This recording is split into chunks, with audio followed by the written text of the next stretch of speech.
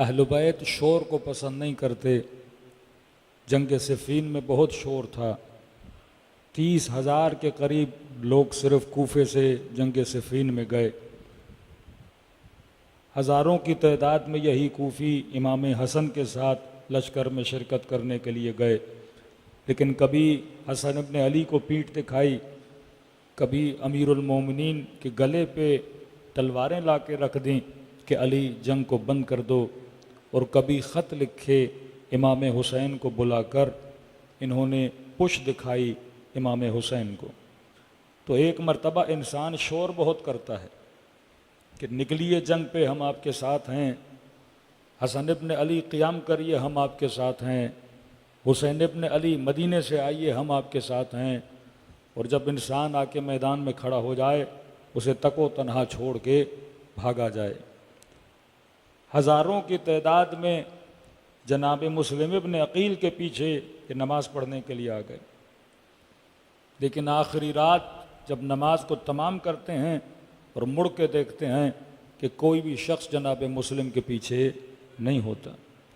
कि आखिरी दिनों में गलियों में जनाब मुस्लिम उस तन्हाई के आलम में चल रहे थे कि कोई एक हो जो दरवाज़ा खोले कि जिसके घर में जनाब मुस्लिम जाके पनाह लें।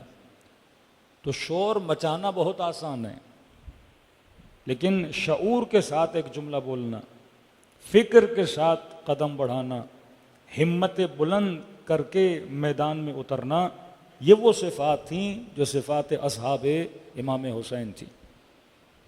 कि इमाम ने मौका भी दिया, कहा मैं चराग बुझा रहा हूँ, जिसने निकलना है खेमे से चला जाए।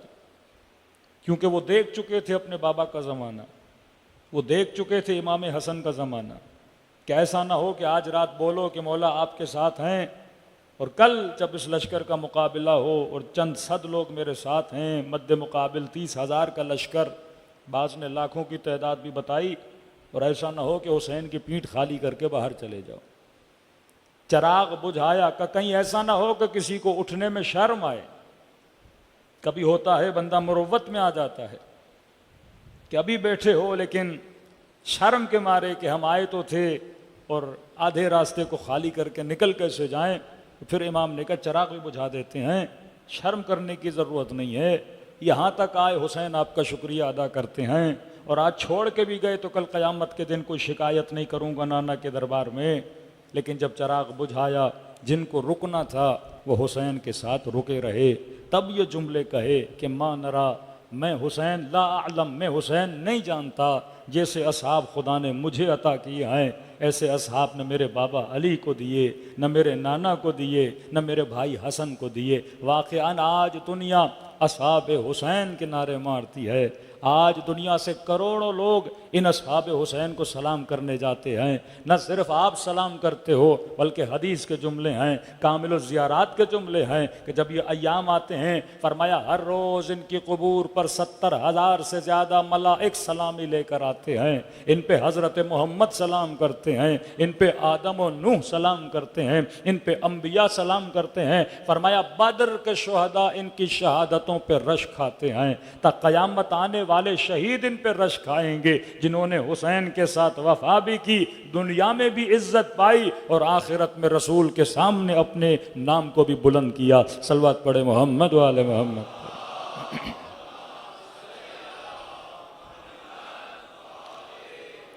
तो कल हमने जनाब नाफ़े इब्न हिलाल की एक सिफत बताई थी, जो रजज़ पढ़ते हुए आगे जाते हैं और ये सिफत बयान करते हैं कि इन्ना अला निय्यातिना व बसाइरना, कि हम अगर तुम्हारे मुकाबले में आए हैं तो एक हदफ लेकर आए हैं। अगर हम तुम्हारे मुकाबले में आए हैं तो हम साहिब बसीरत हैं कि तुम्हारे मुकाबले में आए हैं।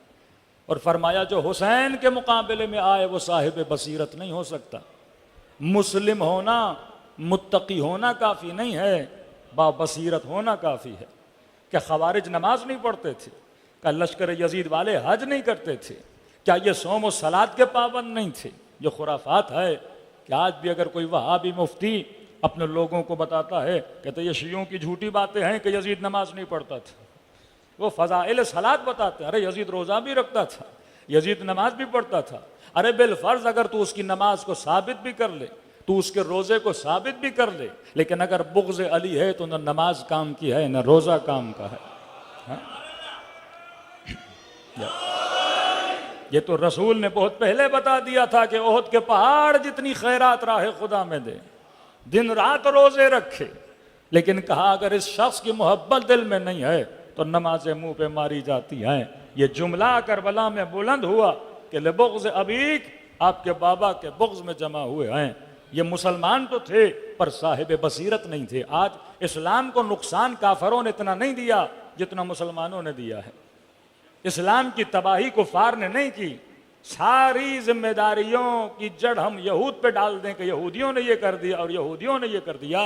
लेकिन जनाब ये तो बताओ, यहूदियों के कहने पे चला तो मुसलमान, यहूदियों के नक्शों को इम्प्लीमेंट तो मुसलमान ने किया। यहाँ बिकता कौन है? मुसलमान बिकता है। यहूदी को मुस्लिम सोसाइटी में आके खराबकारियाँ नहीं करता, फतवे मुसलमान देते हैं। एक दूसरे को काफर मुसलमान बोलता है, एक दूसरे को बिदाती मुसलमान बोलता है। ये गलों पे छुरियां चलाने वाले मुसलमान हैं। जिस तरह इमाम हुसैन का सर काटने के बाद, नोके नेजा पे चढ़ाने के बाद अल्लाह अकबर की सदाएं बुलंद की गई थी, आज भी एक मुसलमान दूसरे मुसलमान को कत्ल करने के बाद अल्लाह अकबर का नारा मारता है। अरे वो नारा जहां लगता था बू रहमत आती थी। अगर गरीब चाहता था कि मेरी मदद हो तो इंतजार करता था कि रसूल की फौज आएगी, नारा मारेगी, मुझे अमीरों के चुंगल से, मुझे जालिमों के चुंगल से निकाला जाएगा। क्योंकि ये जहां आते हैं रहमत को फैलाते हैं, ये जहां आते हैं राफत को फैलाते हैं, ये जहां आते हैं सोसाइटी में इस्लाह को फैलाते हैं। लेकिन आज कितने सोशल मीडिया के प्रैंक आप देखते हैं यूट्यूब में कि बंदा कोई बैग रख के और अल्लाह अकबर का नारा मारता है, सारा मजमा सारा उस रूम से निकल के भाग जाता है। मतलब ये नारा अलामत खौफ बन चुका है, जबकि इसको अलामत रहमत बनना चाहिए था। जबकि इस नारे को अलामत रहमत, जबकि इस अलामत को नारे हिदायत बनना चाहिए था। लेकिन आज वेस्टर्न वर्ल्ड में अल्लाह अकबर का नारा आए तो समझते हैं कोई बम वहाँ पे फटने वाला है, कोई गोलियां चलाने वाला है, कोई कातिल वहाँ पे घुस कर आ गया है। ये किसने बदनाम किया इस्लाम के बेहतरीन नारे को? किसने अपने झंडों पे ये नारा लगा के इराक में लोगों को मारा, सीरिया में लोगों को मारा, बच्चों के गले काटे? ये कौन थे? ये सारे मुसलमान थे। लेकिन कौन से मुसलमान? जो कलमा तो पढ़ते थे लेकिन साहिबान बसीरत नहीं थे। मौला अली ने अपनी हुकूमत में ये बता दिया था कि ऐसे मुसलमान इस्लामी मुआशरे के लिए कैंसर की मानंद हैं। जब तक इनका खात्मा नहीं किया जाएगा ये इस्लामी माशरे को नासूर की तरह खा जाएंगे। लेकिन उम्मत ने अली की बात को न सुना और नतीजे में इमाम हुसैन करबला में शहीद होते हुए नजर आते हैं। और ये न समझा जाए कि सिर्फ इमाम हुसैन शहीद हुए, जुल्म उम्मत इस्लामी पर भी हुआ। वो बनु अब्बास हों, वो बनु उमय्या हों, उसके बाद जितनी हुकूमतें आई हैं इस्लामी माशरों को तबाही बर्बादी की तरफ ले जाया गया। लेकिन ये करम था अहले बैत अलैहिस्सलातु वस्सलाम का कि इतने बड़े खबासतों भरे मुआशरे से उन्होंने कुछ लोगों को निकाल कर सही रास्ते पे लाके खड़ा कर दिया कि आज अल्लाह का शुक्र अदा करते हैं कि हम उनमें से नहीं हैं जो दुश्मनान अहले बैत थे। अल्लाह ने हमें आज मुहिब्बों की सफ़ों में रखा हुआ है, हुसैन के चाहने वालों की सफ़ों में रखा हुआ है। कम अज़ कम हम क़यामत के दिन रसूल के सामने शर्मिंदगी का सामना तो नहीं करना पड़ेगा कि या रसूल अल्लाह हमने आपकी आल से मोहब्बत की थी, जब जब हुसैन का नाम आया था हमने इजहार मोहब्बत किया था। सलवत पढ़े मोहम्मद वाले मोहम्मद।